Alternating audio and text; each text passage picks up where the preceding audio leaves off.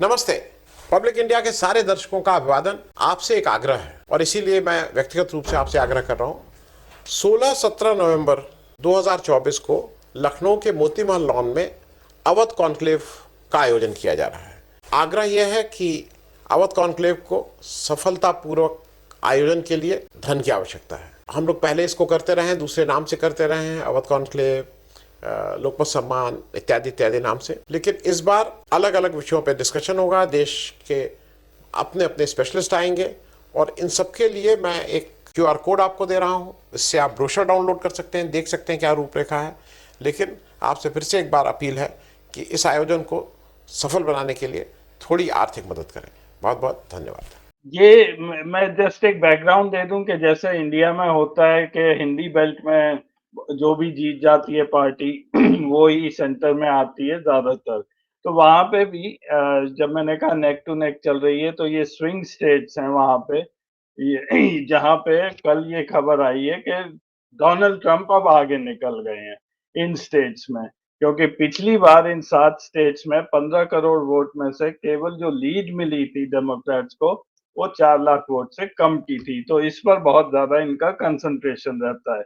ये एक बहुत सिमिलैरिटी है जैसे इंडिया में हमारे यहाँ होता है। लेकिन मेरा आपसे प्रश्न ये है कि हमारे यहाँ पे जो देशभक्त लोग हैं वो बहुत खुश हो रहे हैं कि ट्रम्प जीत रहा है, और उधर अगर आप ट्रम्प को देखें तो वो कुछ ना कुछ ऐसा बोलते रहते हैं जो इंडिया के खिलाफ जाती है। कहीं पे गाली देंगे, कहीं पे इंडिया के ट्रेड को बोलेंगे, यहाँ पे टैरिफ्स बहुत हाई हैं और मैं आके बिल्कुल बंद कर दूंगा ट्रेड। H1B वीसाज भी पिछली बार भी उन्होंने कम कर दिए थे। इस बार भी बोल रहे हैं कि अमेरिका इज फॉर अमेरिकन, ये मोटो लेके चल रहे हैं। लेकिन फिर भी हमारे यहाँ पे आप अगर ट्विटर देखेंगे तो ट्रम्प सपोर्टर्स बड़े खुश हैं कि ट्रम्प लीड कर रहा है और वो जीतने वाला है। यहाँ तक कि वीएचपी का भी एक स्टेटमेंट आया है कि वो बड़े खुश हैं कि ट्रम्प इज सपोर्टिंग हिंदूज इन बांग्लादेश। तो वो हमारे देश को सपोर्ट नहीं कर रहा है, एज अ कंट्री नहीं कर रहा है, लेकिन वीएचपी को ये चिंता है कि बांग्लादेशी हिंदूज का क्या हो रहा है और ट्रम्प उसे सपोर्ट कर रहा है। तो मेरा आपसे सीधा प्रश्न है कि हम लोग क्यों खुश हो रहे हैं कि ट्रम्प जीतेगा? इनफैक्ट हम लोग कोई भी जीते या हारे हमें क्या फर्क पड़ेगा, क्योंकि हम as a nation to nation हमें पॉलिसी देखनी चाहिए। आनंद जी, आप अजय अगर याद करो तो इसका नाम ही डिप्लोमेट होता है और इसको बोला जाता है डिप्लोमेसी। तो ये जो जो रिश्ते होते हैं ये सीधे सीधे वन ऑन वन नहीं होते। कांग्रेस और बीजेपी के रिश्ते नहीं होते हैं। ये जब दो स्टेट, दो राष्ट्रों के बीच में रिश्ते होते हैं तो वो डिप्लोमेसी कहलाती है, क्योंकि उसमें बहुत सी पर्दे के बाहर, पर्दे के पीछे आपका व्यवसाय, आपके कितने लोग वहां काम करते हैं, आपका उनकी क्या गर्ज है, आपकी उनका, वो बहुत से डायमेंशंस उसमें काम करते रहते हैं। ऐसे में हमारा अभी जो हाल के दिनों में हमारा रिकॉर्ड रहा है वो मेरी अपनी अपनी समझ से वो हमने अपने डिप्लोमेसी वाले पार्ट को बहुत बुरी तरह से हम उसमें कॉम्प्रोमाइज किए हैं। उसके कारण जो मेरे हिसाब से जो सबसे बड़ा कारण है वो मैं आगे बताता हूं, लेकिन मैं अभी तत्काल पहले इस प्रश्न का उत्तर दे दूं। देखिए, वो इलेक्शन अमेरिका में है। वहां पे कमला हैरिस के पास एक एडवांटेज ये मानी गई थी कि वो चूंकि उनकी मां भारतीय मूल की हैं तो उनके पास एक भारतीय मूल का नेचुरल लोगों की थोड़ी उनके प्रति आकर्षण होगा। Trump is a thorough businessman. वो बिल्कुल क्रूड बिजनेसमैन है, भयंकर वाला। उसको जिस दिन ये समझ में आ गया ट्रंप जी को कि कमला हैरिस के पास थोड़ा सा हिंदुस्तानी वोटर की सिंपैथी है, कितनी है कितनी नहीं है, तो अच्छा वहां कोई मोदी जी नहीं वहां डोमिनेट करते। मोदी जी तो अब की बार ट्रंप सरकार कह के आए थे तो हरा ही दिए थे उसको। तो मोदी जी की जैसी भद्द यहां पे है वैसी भद्द वहां पे भी है। तो अब ट्रंप के सामने चारा यही रह गया था कि वो उन लोगों को कंसोलिडेट करें, वही जो बीजेपी की टैक्टिक्स है, जो जिनकी हिंदुस्तानियों से दिक्कत है। आप किसी भी दूसरे देश में जाते हैं, आप किसी भी राज्य में जाते हैं, कुछ लोगों को लगता है कि भाई ये आ गए नहीं तो इनकी वजह से हमारी ये दिक्कत है, जो भी दिक्कत है, मैं ये नहीं कह रहा हूं कुछ एक वर्ग को अब वो जैसे हमारे यहाँ हिंदुत्व वाली बात है वो उस तरह से उस अमेरिकन सेंटिमेंट को एड्रेस कर रहा है। अब वो कह रहे हैं कि इंडिया यूएस इंडिया ट्रेड में India is a very big abuser. तो जिस तरह के शब्द वो यूज कर रहा है वो बिल्कुल एंटी इंडियन उसकी बात चला रहा है। तो पहली बात तो ये हो गई कि जहां तक इसकी बात है, जो अगर मोदी के भक्त लोग खुश हैं तो वो गलतफहमी में है। शायद ट्रंप के आने से दिक्कतें ज्यादा बढ़ेंगी, नंबर एक। नंबर दो, जो मैं डिप्लोमेसी की बात कर रहा था, ये कैसी बेवकूफी के काम हमने किए, तो उसके सिर्फ दो उदाहरण देंगे। उसका एक ही उदाहरण दे देते हैं, समय की वो है। हमारे मोदी जी पिछली बार गए, अब की बार ट्रंप सरकार, अब की बार ट्रंप सरकार, हाथ हाथ हिलाते हुए आ गए, एक तरह से कैंपेन करके आ गए ट्रंप जी का। ट्रंप जी हार गए। तो बाइडेन ने इसका बदला क्या लिया? बाइडेन ने इसका बदला ये लिया कि हिंदुस्तान में उसने कोई एम्बेसडर ही नहीं पोस्ट किया।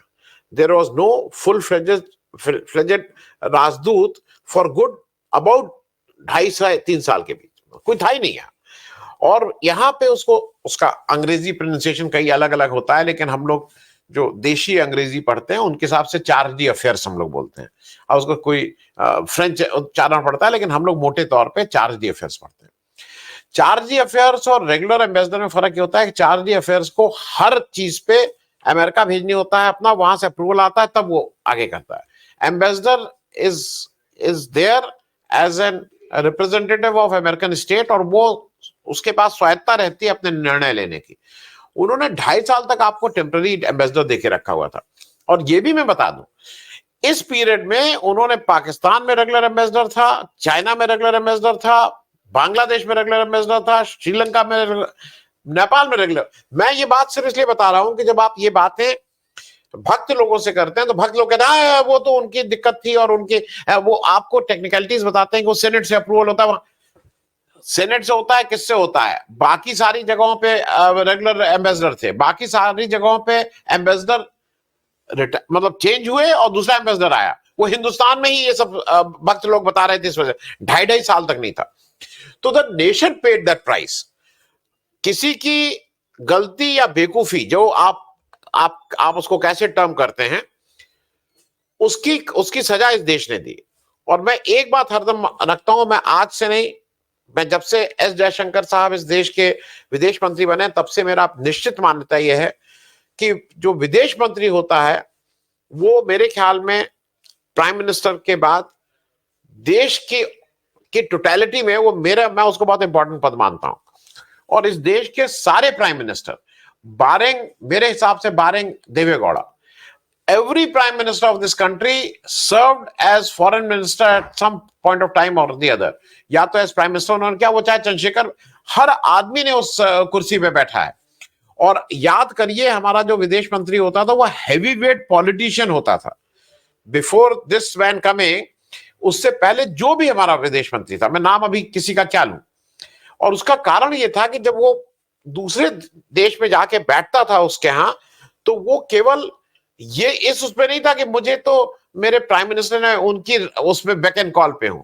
ही हैज द पॉलिटिकल वेट। मैं इस देश चाह रहा हूं जहां मैं इतनी ताकतवर, मेरी अपनी पॉलिटिकल वेट है। इन भाई साहब का क्या है, मोदी जी जब चाहेंगे तब हटा देंगे। तो दैट नंबर एक। नंबर दो, एक व्यक्ति जिसने 35-40 साल पॉलिसी को इंप्लीमेंट किया है, पॉलिसी उन्होंने ऊपर से बताया गया ये करो तो उन्होंने वो किया है। A bureaucrat in the role of a मंत्री are two different roles।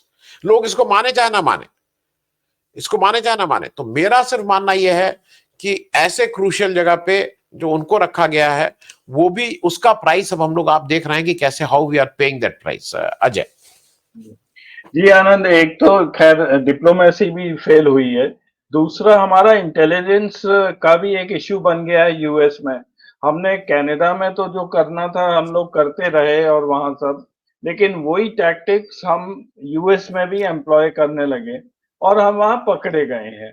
अब वो चाहे वो बाइडेन हो या डेमोक्रेट्स हो या रिपब्लिकन हो, इसमें क्या कोई फर्क पड़ेगा कि ट्रंप आके अगर वो आ भी गए तो क्या सडनली डोवल साहब उनके दोस्त हो जाएंगे, या जो भी हम टैक्टिक्स वहां अपना रहे हैं यूएस में, जहां पन्नू हो या खालिस्तानी हो उनके खिलाफ, तो यूएस तो हमें शायद फिर भी हमारा दोस्त नहीं बनेगा, कोई भी आ जाए।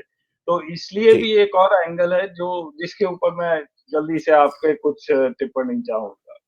बहुत बहुत संक्षेप में, भारत की हिस्ट्री में जितना मुझे याद है, हो सकता है कहीं कोई इंसिडेंट हुआ, मेरी नाम, आपका एनएसए तो अभी पिछले 30-40 साल से बनना शुरू, आपका एनएसए यूएस नहीं जा सकता है क्योंकि उसके नाम से वारंट है। ये फेल्योर ऑफ डिप्लोमेसी है भाई। आप कैसे कह सकते हैं? आपका आज तक ट्रेडिशनली जब प्राइम मिनिस्टर जाते थे तो साथ में एनएसए भी जाते थे, क्योंकि वो एडवाइजरी नहीं गए, डर के मारे नहीं गए कि भाई गिरफ्तार न कर लिए जाए। It is a total failure of diplomacy, इसमें कहीं को सोचना ही नहीं है। दूसरा, जो ये बार बार घर में घुस के मारेंगे, घर में घुस के मारेंगे, घर में घुस के पिछले 75 साल से मारा जाता था। आप अगर किसी के घर में कोई फौज वाला है, किसी से भी बात कर लीजिए जो अगर फौज में रहा है और बॉर्डर पे पोस्टेड है, it is a very normal thing. वो बॉर्डर क्रॉस करते हैं लोग, वहां जाके झड़पें होती हैं, लेकिन उसको ब्रैग नहीं किया जाता है, उसको महिमा मंडित नहीं किया जाता। यहां घर में घुस के मारेंगे, घर में घुस के मारेंगे, तो घर में घुस के मारोगे तो लो, आपका ये एक ऐसी सरकार है जहां पे आईएसआई वाले हिंदुस्तान में आके आपके यहां पे आके कार्रवाई करते हैं, यहां पे आके इन्वेस्टिगेशन करते हैं। It has never happened. ये पहली बार है कि एफबीआई का डायरेक्टर आपके यहां आके इन्वेस्टिगेशन कर रहा है और आपको वो करवाना पड़ रहा है। तो मेरे हिसाब से at the diplomacy level and also at the execution, जिसको हम जेम्स बॉन्ड बोलते थे कि तो जेम्स बॉन्ड साहब हैं, James bond has also failed because मैं ये नहीं कह रहा हूं, ये हर कहीं होते ही होंगे, लेकिन इसको ब्रैग नहीं किया जाता है, इस पे वोट नहीं मांगे जाते हैं। तो अगर आप इन सब चीजों पे वोट मांगेंगे और ब्रैग करेंगे तो जो हाल हुआ है वही होगा, और उस नादानी का फल हिंदुस्तान कनाडा में रहने वाले जो बाकी भारतीय हैं वो भुगत रहे हैं आज की तारीख में। अजय जी आनंद, अब मैं आता हूँ आज के दूसरा जो पॉइंट है डिस्कशन का, वो रिलेटेड यूएस से ही है। ये मैंने कुछ डेटा इकट्ठा किया और ये आजकल चर्चा में भी था कि इलीगल माइग्रेशन हिंदुस्तान से यूएस का बहुत बढ़ता जा रहा है।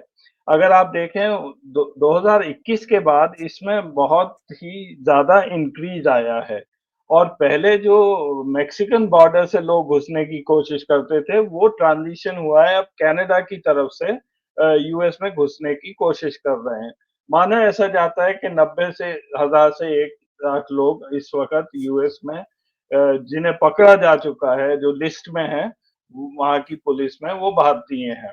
और राइट हैंड साइड पर जो मैं आपको एक टेबल दिखा रहा हूँ, इसमें 2021 के बाद अगर आप देखेंगे 2020, हमारा अनएम्प्लॉयमेंट रेट 8% के आसपास ही रहा है, और उधर यहाँ पे ये इलीगल माइग्रेंट्स बढ़ गए हैं। एक तो मैं ये रिलेशन दिखा रहा हूँ कि लोग बोलते हैं नहीं, वहाँ बेटर अपॉर्चुनिटी के लिए जाना शुरू कर दिया है। फैक्ट ये है कि हिंदुस्तान में नौकरियों की भी कमी है, अनएम्प्लॉयमेंट बहुत है, तो यूथ हमारा वहाँ की तरफ आकर्षित हो रहा है। मैं आपसे इस पर टिप्पणी चाहूंगा कि जितना भी इलीगल माइग्रेशन हो रहा है उसमें से 50 से 60% वो इस वक्त गुजरात से हो रहा है। अभी भी जो लोग पकड़े गए हैं वो जो भारत में लास्ट वीक आए हैं, जो प्लेन लोड, उसमें भी आधे गुजराती थे।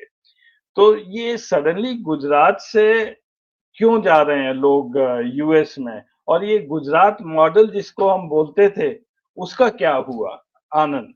देखिए, इसको दो तरह से देखना होगा अजय। पहली चीज तो यह है कि जैसा आपने कहा कि अनएम्प्लॉयमेंट इज अ इशू, मतलब आपके पास नौकरी नहीं है और आप बाहर कहीं जाना ही पड़ रहा है आपको।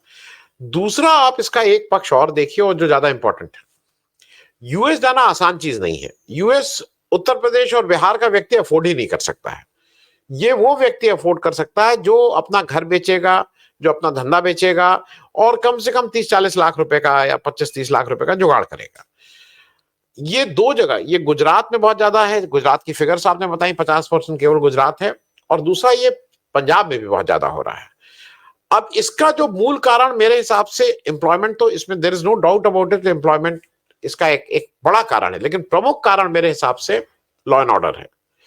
आपने गुजरात में 2004 से मार मार के लोगों को इस लायक कर दिया है कि कोई अपना मुंह नहीं खोल सकता है। कोई वहां ये नहीं कर सकता है कि भाई आप हमें नौकरी दो नहीं तो गद्दी छोड़ दो, ये वहां कोई नारा नहीं लगा सकता है। तो जब आप इतना ज्यादा सप्रेस करके रख रहे हैं स्टेट का, जब इस तरह का एक्शन है जो ये कहती है कि गुजरात मॉडल, तो is it a Gujarat model? अगर आप टोटलिटी में गुजरात मॉडल बोलेंगे ना, तो इस पे क्या आपका आंसर है? What, why you are silent on this? ये भयावह स्थिति इसलिए है कि टोटलिटी में, अगर आपको याद हो, पहले इस देश को यहां के दो तरह के लोगों ने छोड़ा। एक लोगों ने वो छोड़ा जो सरकार के शह पे पैसा लेके भाग गए, और यहां पे फिर वो पैसा वो हो रहा है। अडानी जी के बड़े भाई यहां नहीं आ सकते हैं, वो भी वहां के कुछ वो हो गए नागरिक आगरिक। तो एक तो सरकार की शह पे कह लीजिए, या सरकार की नॉलेज पे कह लीजिए, या सरकारी पैसा, हिंदुस्तान का पैसा लेके भाग गए हैं, वो एक अलग तरह के हैं। लेकिन उसके अलावा हमारे और आपके, आप गुजरात की क्यों बात करें, हम और आप जब किसी जिस समाज में घूमते हैं, बहुत से ऐसे लोग हैं जो इस जुगाड़ में रहते हैं कि चलो विदेश चला जाए, रहने लायक नहीं। और रहने लायक नहीं का एक सबसे बड़ा कारण यह है कि जो सरकार के इंस्टीट्यूशंस का जिस तरह से अब्यूज हो रहा है, आई विल नॉट से मिसयूज, अब्यूज हो रहा है। आप किसी को उठा लेंगे, किसी को मार देंगे, किसी को गोली, किसी को वो। और दूसरा, जो करप्शन का लेवल है, आप कोई सार्वजनिक रूप से, क्या करप्शन बढ़ गया है भाई। जो पहले करप्शन था और आज के करप्शन में, और पिछले 10 साल में जो करप्शन के लेवल्स बढ़े हैं, वो भयंकर हैं। तो जो जो जिसको कहते हैं ना index of staying in India, और वो क्या बोलते हैं, मतलब how you can live in India is becoming difficult. हमारे और आपके लिए मुश्किल है। आपको एक मीटर बिजली का कराना हो, उसके लिए कितना झंझट है। मतलब मैं ऑन रिकॉर्ड बोल रहा हूं, मुझे 5-5 साल लग रहे हैं। मैं अपने को ये मानता हूं भाई, लखनऊ में हूं, पत्रकार हूं, मेरे यहां से कम से कम 200 बार गया है नहीं मीटर वो, क्योंकि वो अब है अपना सिस्टम, आप कुछ कर लीजिए। तो मुश्किल क्या है, और कोई सुनवाई कोई नहीं है, सुनवाई जीरो है। और इस तरह के उसमें तो मुझे ये लगता है कि I will rate it as one, law and order, यहाँ पे सुरक्षा की एक समस्या। द सेकेंड इज करप्शन, क्योंकि यहाँ अगर किसी को काम करना है तो इट इज अ वेरी, मतलब हम लोग जितना भ्रष्टाचार में आकंठ डूबे हुए हैं। सेकेंड इज भ्रष्टाचार। थर्ड इज एम्प्लॉयमेंट, मतलब एम्प्लॉयमेंट नहीं मिलना। और गुजरात और पंजाब में एक फैक्टर और है, वहां का ड्रग, जो वहां के ड्रग इस तरह से घुस रहा है कि जो भी अफोर्ड कर सकता है उसको लगता है भैया यहाँ पैसा देके लड़के को यहां से निकाल दो, नहीं तो यहां रह गया तो या तो ड्रग के कारोबार का पार्टी हो जाएगा या ड्रग लेने लगेगा। तो वो भी एक कहीं ना कहीं है। एंड वेयर आई रेट कि the state has totally failed in curbing the drug abuse and also the law and order. Ajay ji, मैं आपको एक स्लाइड और दिखा रहा हूँ, थोड़ा सा डेटा। इसमें हमारे यहाँ पे, और ये कहीं पे डिस्कस नहीं होती है ये चीजें, इसको ब्रश असाइड कर देते हैं। 35,000 एमएसएमईज हमारे यहाँ पैंडेमिक के बाद से बंद हुए हैं। उसमें से 3,000 गुजरात में केवल बंद हो चुके हैं। अगर आप एक एमएसएमई में कितना 25, 30, 50 लोग भी लें, तो ये फिगर लाखों में आता है। और ये लोग और कहीं नहीं जा सकते, क्योंकि ये एमएसएमई वाले लोग एक स्पेशलाइज्ड, इनके पास स्किल होती है, ये वहीं काम कर सकते हैं। अगर गुजरात में वो टाइल बनाने की फैक्ट्री में कर रहा है तो वो वहीं करेगा। दूसरा, एक और जो स्टैटिस्टिक्स आई है, वो ये कि अनएम्प्लॉयमेंट ऑफ द यूथ वो बढ़ता जा रहा है हमारे देश में। जो 25 साल से नीचे के लोग हैं, उसकी अनएम्प्लॉयमेंट बहुत ज़्यादा है, और यही सेक्शन है जो इल्लीगल माइग्रेशन में भी यही लोग जा रहे हैं 25 से 30 साल में। सरप्राइजिंगली जो बाहर अब जा रहे हैं, वो सेकेंडरी या हायर एजुकेटेड लोग जा रहे हैं। पहले ये लोग 10वीं पास जाया करते थे। तो ये ओवरऑल अनएम्प्लॉयमेंट भी है और मिसमैनेजमेंट ऑफ इंडस्ट्री गुजरात में, ये सबका एक मिक्सचर सा लग रहा है। इसके बारे में आपका एक कमेंट चाहूंगा, आनंद। भाई देखो, अजय जो आपने फिगर सामने बताई एमएसएमईज की, मैं तो कह रहा हूं कि आप 50 छोड़ दीजिए। अगर एक बड़ी और छोटी एमएसएमईज को मिला के अगर हम 20-25 का भी उसका एवरेज रखते हैं, तब भी 1 करोड़ है। और 1 करोड़ अगर आप एम्प्लॉयमेंट वो कर रहे हैं, तो 1 करोड़ फैमिलीज अफेक्टेड हो रही हैं। 1 करोड़ फैमिलीज का मतलब, एक फैमिली के पीछे हम लोग जल्दी 5 का वो मानते थे, अब आप कहीं कहीं 4.5 भी माना जाने लगा है। तो एक करीब 4-5 करोड़ लोग डायरेक्टली अफेक्टेड हैं सरकार के, फिर मैं बोल रहा हूं, निकम्मेपन की वजह से। आप क्यों झूठ बार बार बोलते हैं? आप क्यों बार बार कहते हैं, आप जो एग्जिस्टिंग इंडस्ट्रीज, आप क्यों ग्रीनफील्ड, आप नया क्यों इंडस्ट्री लगा रहे हैं? जो ये 35,000 एमएसएमईज हैं, उसको कैसे रिहेबिलिटेट किया जाए, उसको कैसे रीस्टार्ट कराया जाए, उसका, क्योंकि एमएसएमईज कुछ ये नहीं, कुछ एसएमएसीज जो हैं वो बहुत ही स्पेशलाइज्ड होंगे, लेकिन जनरली जो स्किल्ड हैं वो कहीं दूसरी तरफ भी किया जा सकता है, उस पर बात नहीं होगी। आप बात क्या कर रहे हैं? आप बात कर रहे हैं कि हम स्पेन के साथ मिलकर हम यहाँ पे जहाज बनाएंगे। स्पेन के साथ मिलकर जहाज एम्प्लॉयमेंट नहीं देगा, वो किसी आपके बड़े आदमी के दोस्त की पॉकेट तो भर देगा, लेकिन एम्प्लॉयमेंट देने के लिए आपको एमएसएमई के अलावा और कोई मॉडल है नहीं। ये दिस पीपल मस्ट अंडरस्टैंड। दूसरा जो आप कह रहे हैं कि जो अनएम्प्लॉयमेंट, देखिए केवल झूठ बोला जा रहा है सुबह से शाम तक। और ये वो जो 1994 या 1984 जॉर्ज ऑरवेल की जो किताब है, मैं उसका नाम भूल रहा हूँ, I am forgetting that name, वो लग रहा है कि उसने स्क्रिप्ट इनके लिए लिखी थी और या तो उसको पढ़ के ये स्क्रिप्ट कर रहे हैं। ये 20 जो इन्होंने अभी बजट में बोला कि 1 करोड़ लोगों को हम अगले 5 साल तक 500 बड़ी इंडस्ट्रीज में वो देंगे, वो अगर आप सुबह देखिए, मैं सुबह जब आता हूं तो थोड़ी देर एफएम, बाहर से वॉक करके आता हूं, थोड़ी देर एफएम लगा लेता हूं, जैसे ही जस्ट उसमें लगातार, मतलब सुबह के आधे घंटे में कम से कम 2 बार ये विज्ञापन आता है कि प्राइम मिनिस्टर के कुशल नेतृत्व में अब यूथ कितना खुश है और यूथ को ये मिला और 5,000 रुपए महीना मिलेगा और एक्स्ट्रा 6,000 भी मिलेगा एक बार में एक्स्ट्रा। अगर आप इसको कह के खुद खुश हो रहे हैं और आपको लग रहा है कि आपने इस देश के एम्प्लॉयमेंट की समस्या का समाधान कर दिया है, जो कि ग्राउंड पे बिल्कुल झूठ है। इस अजय मुझसे बेहतर आप समझते हैं, जो स्किल डेवलपमेंट कॉर्पोरेशन वाला, जो स्किल डेवलपमेंट वाला स्किल मामला था, वो टोटल फ्रॉड जैसा हो गया है।